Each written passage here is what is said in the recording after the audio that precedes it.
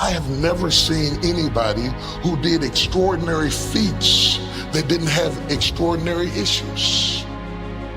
It is the passion that gives you the power you need, but it is the pain from which you have the conviction about it. If you had not been through some pains, you would not have the burning to do what you do.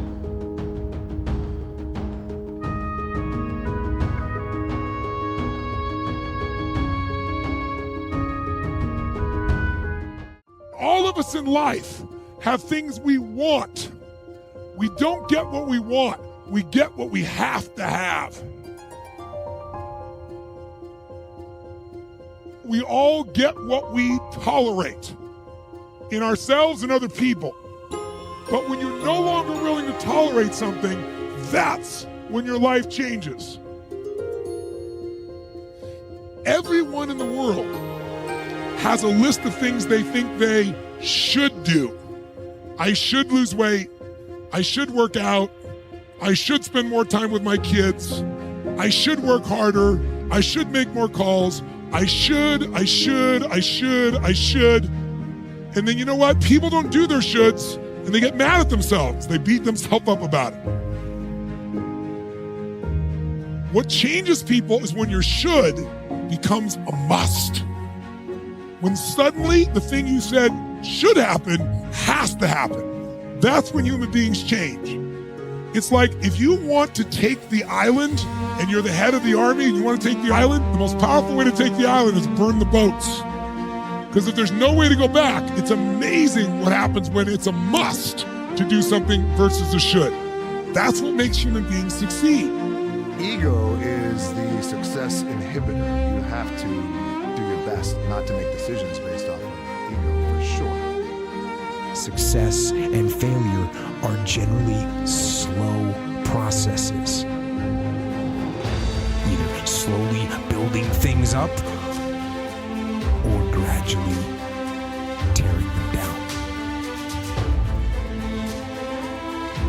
And that's why I say you've got to pay attention. You have to watch. You have to watch every single second. Because those seconds, they turn into minutes. And minutes turn into hours, and hours turn into days, and days turn into years. And so, that second that just went by, that counted. And so did that second. And so did that one. And in those precious seconds, you were either building or you were decaying. You were either gaining ground or you were losing ground. In that second. And in every second. Every second counts. So, make every second count. The dream shattered, sent home with $7 in my pocket. I was like, wait, no, I gotta play in the NFL eventually. Those are my big goals, that's my dream. You realize that playing in the NFL was the best thing that never happened because it got me here. So my point is, look, you're going to get your ass kicked. We're going to get the shit kicked out of us. You got to get up. You got to have faith that the one thing you wanted to happen oftentimes is the best thing that never happened. So have faith and just keep that in mind and keep plugging away. 4 o'clock in the morning, I wake up, 4:30, 4:45, I'm doing some sort of cardio. Open these garage doors. It's still dark outside. I do this and then I'll have breakfast and then I will go do all my strength and conditioning training at a gym for about an hour and then I'll go to set. We all average probably about 5 hours of sleep. It's 4:45 a.m. It's still dark outside. Look at that. Lights just went out and I'm getting ready to kill this AM cardio. You can't even see me, but it's going to be so good. It's bad. Focus! If you do anything, you never want to do anything half-assed, especially when it comes to your training. Get in, be intense, execute on it, and then get out.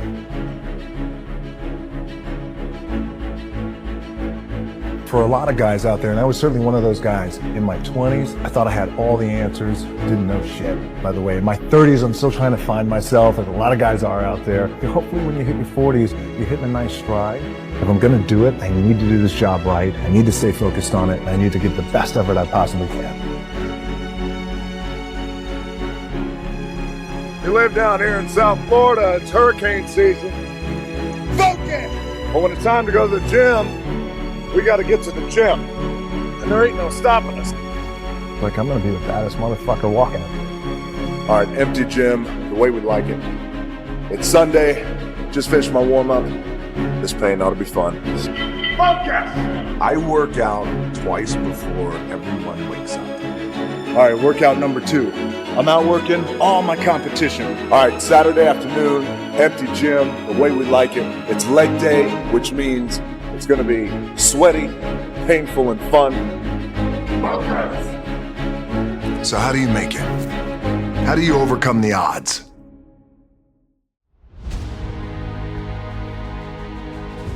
I don't know what to say, really. 3 minutes to the biggest battle of our professional lives. All comes down to today. We're in hell right now. Believe me. And we can stay here, get the shit kicked out of us, or we can fight our way back into the light. We can climb out of hell. Or you could be like me. Dream of pro football, get hurt, dream over. Find yourself with just $7 in your pocket. So how did I get here? By being the hardest worker in the room.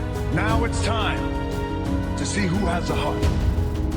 Now is the time to prove to yourselves and prove to everyone out there we're somebody. We're worthy of something. And you're able to do something special that no one else in the world can do. Are you ready to go out there and take what's yours? Yeah! What you worked hard for? Yeah! When you crawl out from underneath the covers every morning and you sit on the edge of the bed, you have a choice before you. We're wired differently. We have to set a goal, but if we hit that goal, we're guaranteed to make sure all that other stuff in the middle is going to happen. Why 3 o'clock in the morning? Why don't you sleep? My appetite. I say, E.T., I want more. I can do more. If I accomplish this without a father, if I accomplish this with my mom being a teenage mom, if I accomplish this as a high school dropout, if I can accomplish these things from this start, now that I'm at this place, knowing what I know now, what can I accomplish? And I want you to think about that. I want you to think about more than just what you're going to do financially, more than what you're going to do in this industry in the next 3 years, right? More than that. What's your appetite? What are you going to do that will ensure that when the alarm clock goes off, that you are already up 10, 20 minutes before your alarm clock goes off? Why? Do the work. Do the fucking work. You've heard me say it before. No alarm clock needed. My passion wakes me up. Listen to me. No alarm clock needed. I will. I must. Sometimes the only way to go about doing the work is get fucking raw and get fucking intense. Get angry and aggressive and make it fucking happen for yourself. You start today. I don't care when your life clock started ticking. You can start fucking right now today. If it's 4:15 a.m. in my world, and you're on the East Coast and it's 6:15 a.m. and you're already up and you're already dragging ass, by 6:16, you can change your fucking perspective of the world and of your life. My advice, fucking do it. Fucking do it. Dig fucking deep and get it done. Do the work of your life. No alarm. I've been using alarm clock in over 20 years. What is it? Internally, Eric, I want to be successful. I want to execute. I want to make all my dreams become a reality. I want to do everything I said I'm going to do. So my appetite increases. It gets stronger every year. I want more every year. I want to do more every year. I want to help more every year. I want to be bolder. I want to be better. I want to be stronger every single year. Every single year, your appetite should go up. You should never get settled. You should never get settled. You should never get content. Every single year. When you get content, when you settle, somebody's chasing you, somebody's coming from behind, and somebody's trying to take your spot. And so every single day when you wake up, you got to set new goals, new benchmarks. You got to raise it higher and higher and higher so you can make your dreams become a reality. A true hunter, watch me. A true hunter is wired differently. He's wired differently. Doesn't have the same makeup. Listen to me. What makes a gazelle is how he's wired. What makes a lion a lion? Okay, let me explain to you. When a lion sees a gazelle and the gazelle sees the lion, both beasts see each other at the exact same time.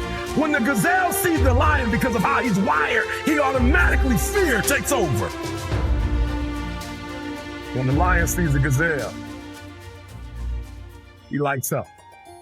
It's showtime. The hunt is on. This is what I was made for. Do the work. Do the fucking work. Why do you want to work out? What is your goal? The most important thing is that you have a vision, that you have a goal. Because without that vision and without that goal, again, you're drifting around and you're never going to end up anywhere. People don't become successful just by accident. You know, I mean, maybe the guy that found gold in California and started the gold rush, but don't count on that. That's the one in a lifetime kind of a situation. So you got to really have a specific goal. And to me, to have that vision that I want to be Mr. Universe, that I want to be the greatest bodybuilder of all time. That was a great vision, and that specifically to look like Reg Park and to be up there on that stage and to lift the trophy overhead and to win the championship over and over and over again. So that was a great goal. You have to have a goal. Now, it doesn't have to be that specific goal, but it has to have some goal. This is why I always recommend to people, sit down, take your time, and start thinking about, why do you want to work out? What is your goal? And then it can be as crazy as it is. It could be, I want to impress girls. If that's your goal, so be it, but it motivates you. It could be that you're emulating a certain, bodybuilder or a certain football player, a certain boxer, whatever it is. Have those pictures put all over the wall like I did when I was a kid. I put pictures of Reg Park and of Sonny Liston, of boxers and of Ali and of powerlifters and weightlifters all over my bedroom, wall. So that every day when I go to sleep, every day when I wake up, I look at those pictures and they motivate me. You need that motivation, and then therefore you have this kind of imprint in front of you all the time, and you know exactly what you're chasing. People always come up to me and says, why are you smiling? You're working out 5 hours a day. You're doing the same as the other guys, but the other guys have a sour face. They're pissed off that they have to do another rep or another set or something. I looked forward to another 1,000 reps of sit-ups. I looked forward to another 500 pounds of leg press or squat. I looked forward to doing more and more curls until my arms fall off. Why? Because I knew that every rep that I did and every set that I did and more weights that I lifted, I get one step closer to turning that vision into reality. So I was turned on by that. I was excited. I couldn't wait to get to the gym. I remember that when I weighed 245 pounds, and Bob Raferson, the director of Stay Hungry, said to me that I'm interested in having you come in for a reading and work on your acting and all this because I'm interested in having you in a movie to star with Jeff Bridges and with Sally Fields. I was delighted about that, and I was excited, and I started pumping up more and more. And then he said, but I don't want you to weigh more than 210 pounds. You want me to be in the movie, but I'm weighing 245, 246. I say, I just won the Olympia, I say, which was 1974, and I was really at my biggest. And but he demanded that, and he says, look, it's very simple. On the day we start shooting, he says, I'm gonna put you on a scale, and if you don't make the 210, you're out, because I have someone else in mind. And I worked on it. I started visualizing myself very clearly as a lean athlete, because that's the only way I could lose that weight and all of a sudden get interested in running more, because up until that point I ran like 3 miles after training or before training or whatever, but now all of a sudden it was 5 miles, 6 miles, 7 miles, 8 miles, and they even ran mini marathons in order to lose the weight, and I did everything with high reps, and I was watching my diet, what I eat and all those kind of things. And but the day before, I remember we were in Birmingham, Alabama. The day before I was at the YMCA with Bob Raferson. He was swimming and I was working out and I was running. There was a track there and I was running. He says, let's step on the scale. And I stepped on the scale and I weighed 209. So it just shows you what is possible if you visualize exactly what you want to look like. And there was no room for any kind of like, well, I can't get my act together or anything like this, because there's only a certain amount of time. But the key thing again is have the clear vision. Have the specific goal of what you want to accomplish, because then you never go to the gym and you say, today I feel down a little bit. I don't know what it is all about. I don't know my life. I'm confused. No, I tell you that I was a perfect example of someone that was not confident at all. I mean, when I was a kid, I was just like any other kid. I had my hang-ups and problems and all this. But when I joined the weightlifting club and I won my first little trophy because I did the best clean and jerk, and then we went to another meet and I won another little trophy, I started feeling like somebody. But the bottom line is, everyone can use the same method, because I used it in politics, I used it in making money, I used it in everything that I've done in the movie business. When you have one little victory, little victories add up, and that is what gives you then ultimately confidence. Well, for me, the most important thing always is to have a deadline. So when I, for instance, had a competition, and let's say the competition was in the middle of September, and it was now beginning of summer, so there was no more time to screw around. So there was the time now to get going on a diet, to get going with the training, to not slack off at all, because there was a deadline there. The day of the competition, I had to be in the best shape possible. And I knew that if I come to the competition and I lose because I did not schedule my training the proper way, or I didn't have the right frame of mind, or I didn't give everything, literally worked my butt off, I would be just so angry. So I never wanted to be in that situation. So this is why it was very important to pick that time and to say, this is when I have to be in top shape, then I work towards that. But it's not just with the competition. I mean, it's the same in the movie business. I mean, to me, it was always a big advantage when I said, okay, my movie starts on April 1, and I have now 3 months, so I have to get really in great shape. So you pick those times. It could also be that you have no movie and you have no Mr. Olympia or no Mr. America, no Mr. Universe coming up or any of those things. But you say to yourself, the summer starts in June. I'm gonna go to the beach in June, and at that time, I want to be in great shape. So that creates an urgency that makes you really start training hard and taking it seriously. Because if you don't have a specific plan, then you wander around. I mean, you can have, as I've told you many times, the best ship or the best plane in the world, but if you don't have a specific goal where you want to go and when you want to get there, you just drift around and you never get anywhere. So this is why it is so important to create that urgency and have a specific time when you want to be in shape. Well, I mean, look, everyone has a problem with time. But the day has 24 hours, and we sleep 6. Now, I know there's some out there that say, whoa, I need 8. But I say just sleep a little faster. Because the bottom line is we have 6 hours of sleep, 24 hours are available, so you have 18 hours now available to your work, your family, your hobbies, and also to learn something new or to do something new, which could easily be that you want to learn a new language, or that you want to read as a New Year's resolution, I have to read a book every week, or you say, I'm gonna go and reshape my body. So you're gonna go and take this hour out of your schedule and say, I'm gonna train an hour every day. So this is for most people a huge challenge, but it is totally doable, I can tell them, because the kind of things that I did when I came to this country. I mean, I went to school, I was working in construction, I was working out my 5 hours a day, I was taking acting classes from 8 o'clock at night to 12 midnight. I was doing all of those things. I wanted to make sure that out of the 24 hours of the day, that I don't waste one single hour. Those hours were too precious. And so there I just want to tell people, don't give me this thing, I have a difficult time with the time and I don't have time for this and I don't have that. You have time, you make the time.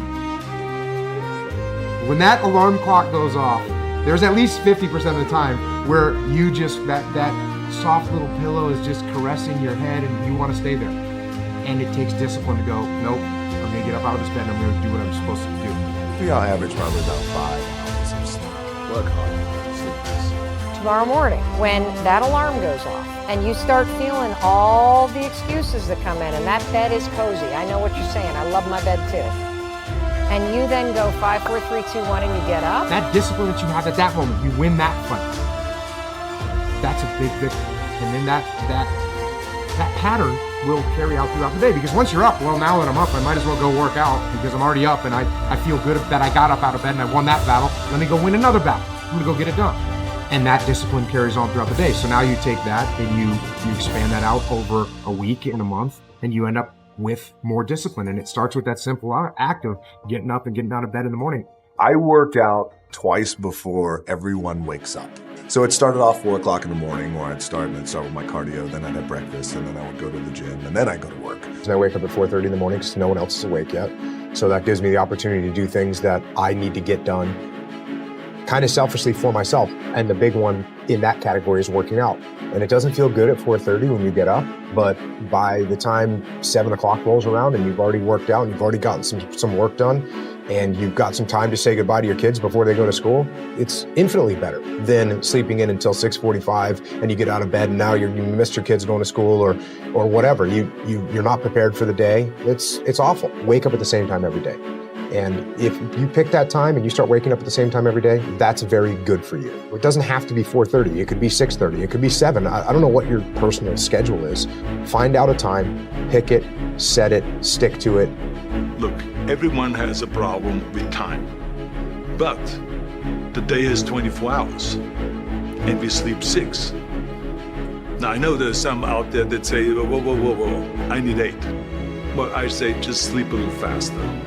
Because the bottom line is we have 6 hours of sleep, 24 hours are available, so you have 18 hours now available to do your work, your family, your hobbies, and also to learn something new or to do something new, which could easily be that you want to learn a new language, to read a book every week, or you say, I'm gonna go and reshape my body.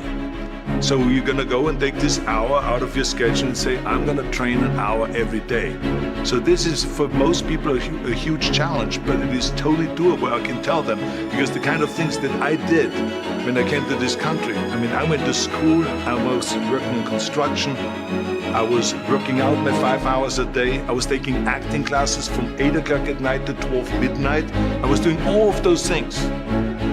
I wanted to make sure that out of the 24 hours of the day, that I don't waste one single hour.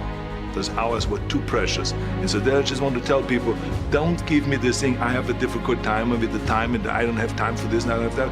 You have time, you make the time. Sometimes, even if you're the most highly motivated person in the world, that grind starts to beat you down a little bit. And that's when you have to stop looking at the short-term thing, because that's not getting you to get it done. And you got to look, okay, what is the long-term goal that I'm looking at? What am I really trying to get done in the long term? And you say, oh, you know what? I'm actually waking up today early so I can be ahead of the curve, so I can sell more of these widgets or whatever, so that I can buy a house. And you know what? Today matters. Today matters. This decision that I'm making right now is that first step. It's me taking one stroke, swimming in the right direction, heading towards the shore. And if I don't take this, I'm not making any progress. I've been struggling, still had all the same problems. We still had a lien on the house, still facing bankruptcy, still fighting like crazy. I was still unemployed. The next morning, the alarm goes off, and I pretended NASA was there. It's the stupidest story. I literally went 5, 4, 3, 2, 1. I counted out loud, and then I stood up. And I'll never forget standing there, and for the first time in 3 months, I had beaten my habit of hitting the snooze button. I couldn't believe it, and I thought, wait a minute. Counting backwards? That is the dumbest thing I've ever heard in my entire life. Well, the next morning I used it again and it worked. The next morning I used it again and it worked. The next morning I used it again and it worked. And then I started to notice something really interesting. There were moments all day long, just like that 5-second moment in bed, where I knew knowledge what I should do. And if I didn't move within 5 seconds, my brain would step in and talk me out of it. Every human being has a 5-second window. It might even be shorter for you. You have about a 5-second window in which you can move from idea to action before your brain kicks into full gear and sabotages any change of behavior. Because remember, your brain is wired to stop you from doing things that are uncomfortable or uncertain or scary. It's your job to learn how to move from those ideas that could change everything into acting on it in the smallest moment. It's another early morning. Every morning, every day of our lives, we have choices to make. You have the choice to stay in bed, to say, forget it, I'm not gonna work out today, or forget it, I'm not gonna work hard today. You always have a choice every single day of your life. Done today. No one cares what you did yesterday. You gotta change your dialogue. The I used to be mentality doesn't work. What have you done today to better yourself? Today's another day. Today's another day that I'm faced with another choice to make. So I'm making the choice again to put my shoes on early in the morning and get active again. Make the right decision. Well, some of you read that I think about when it's hot outside, that it's sunny and 70. Well, it's fucking not today. It's the reality. It's about 90 degrees, 100% humidity. But who gives a shit? That being said, September 3rd, I have to have my book turned in. And what I realized, I'm reading this book a lot, but I realized I wasn't born this motherfucker. I made him. At the bottom of insecurities, fear, self-doubt, lies, was me buried in the fucking fetal position. How I got out of that was recognizing, being honest with it, being truthful with it, and then fixing it. We like to live on social media with lies about ourselves, how great we are. Get to the source and fix the problem. I'm a big believer in doing something that sucks every single day of your life. I believe it's a key component into strengthening your mind. Every day you're trying to find more of what you're capable of. And that's the big question. What are you capable of? Stop doing the things that you do every day. You run every day, go swim. Flipping a towel, one tire for a mile. It'll definitely build something. So I'm all about callousing the mind. Do something that sucks. Don't get it twisted. It's not about flipping tires. I'm in Las Vegas right now and it's hot as shit. It's not about any of that. But what it is about is a lot of us give total control to life. We don't have any control of it. We just give all control to life. I do this shit every morning to prepare my mind for what life's gonna throw at me. A healthy body gives you a healthy mind. That's what it's about.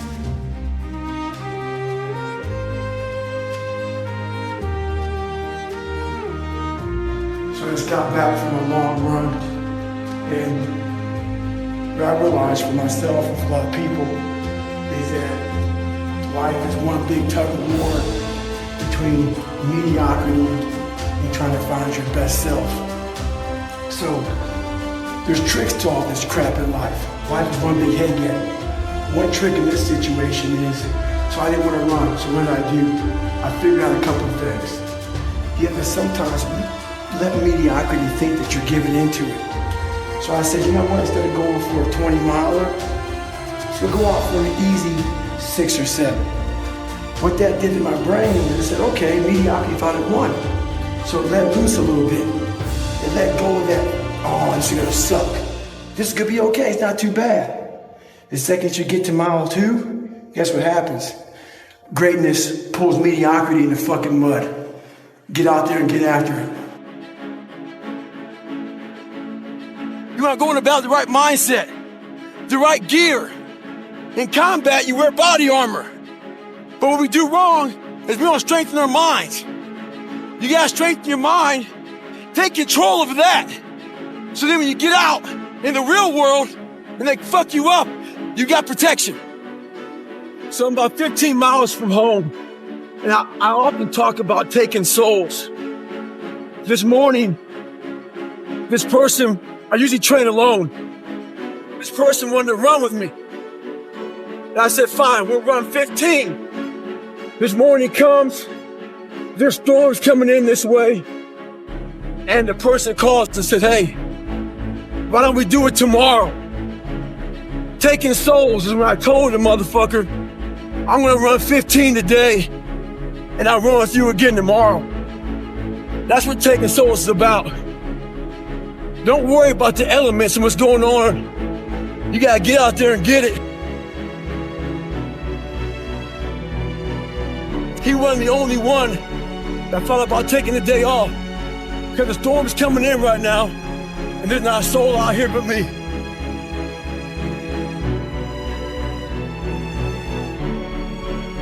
If you want to get better, do the shit that no one else wants to do. Do the shit that no one else is even thinking about doing. At the end of the day, hard work may not be enough. You still may fail. Just stay at it and go at it. The more things you can do, get outside that zone. And that zone is that zone that makes you feel good. The stronger your mind's gonna get. It starts getting used to doing shit like this. It's not fun. My mind's used to it.